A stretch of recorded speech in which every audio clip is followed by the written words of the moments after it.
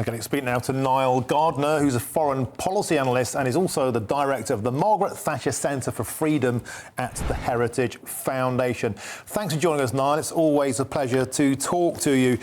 Last week we had the legal migration figures, eye-watering numbers, 745,000 through the front door, fully legal, fully stamped, fully approved by this government, and absolutely obliterating the 2019 manifesto pledge of the Conservative Party, which was to reduce overall numbers below 239,000.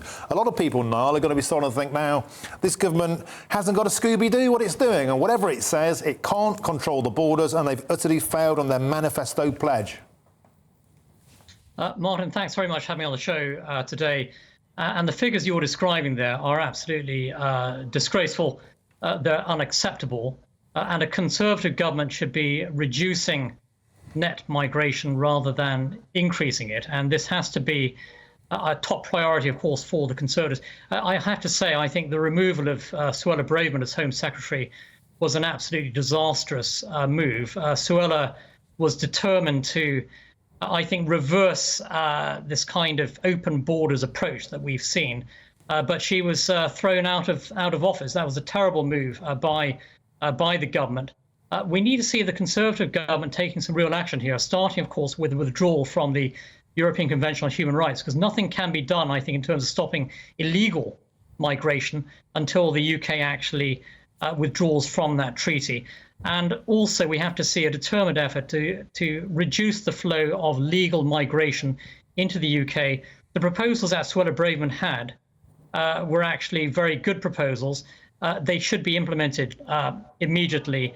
And Rishi Sunak, I think, on the immigration front, there's been too much mixed messaging, confusion within the Conservative government.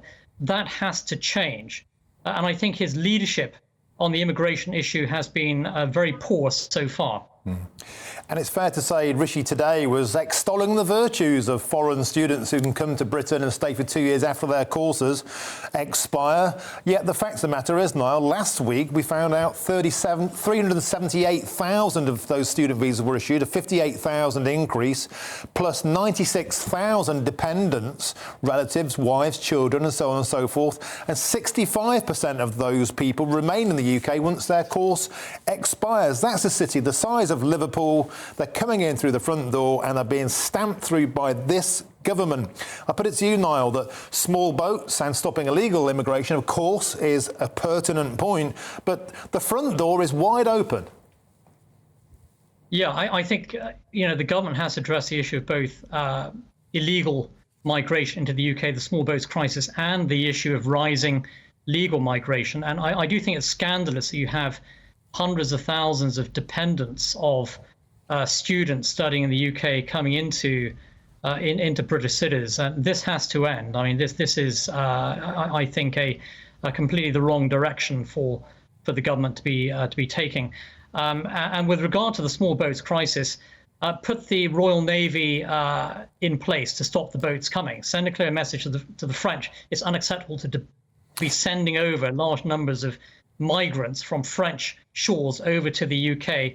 Have the Royal Navy put a stop to this, take some real action. My former boss, Margaret Thatcher, would have put an end to this immediately.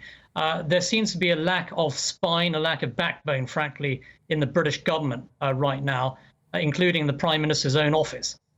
This has to change. A Conservative government should control the flow of legal and illegal migration coming into the UK. This is what a Conservative government has pledged to do. It needs to stand by those pledges to the British people.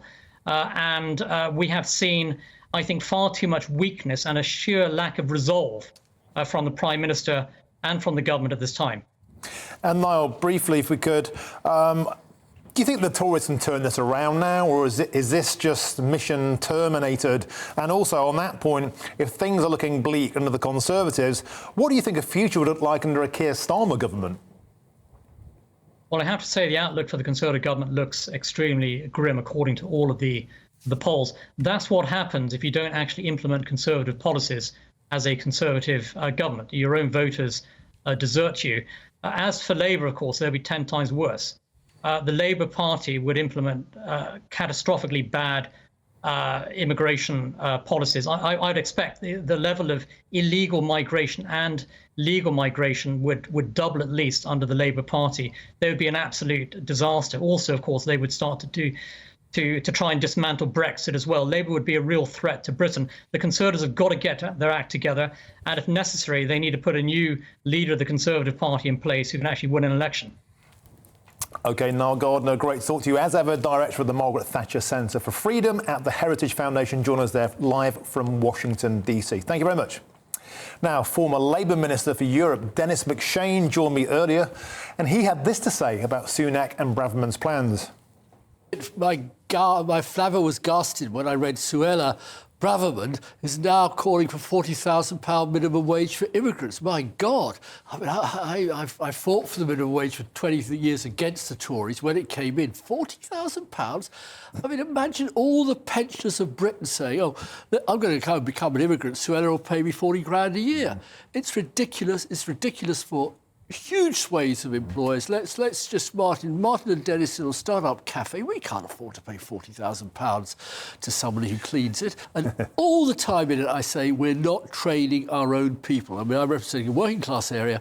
Mrs. Thatcher abolished apprenticeships that work quite well. They still work well in Germany, the Netherlands, in France and Switzerland, so they can train up more French, Swiss, Germans to do jobs. They're slightly less reliant on incoming labour, but we just have abolished all that. So you mentioned, I think, a welder. You want a good welder, then you're not going to find many Brits, where you'll find a lot of Poles or Czechs, but we banished all of those because what Rishi has done is import up to 962,000 men and women from Nigeria, Pakistan, India, Philippines, when they're waiting to be trained in Portsmouth, in Rotherham, in Blackpool.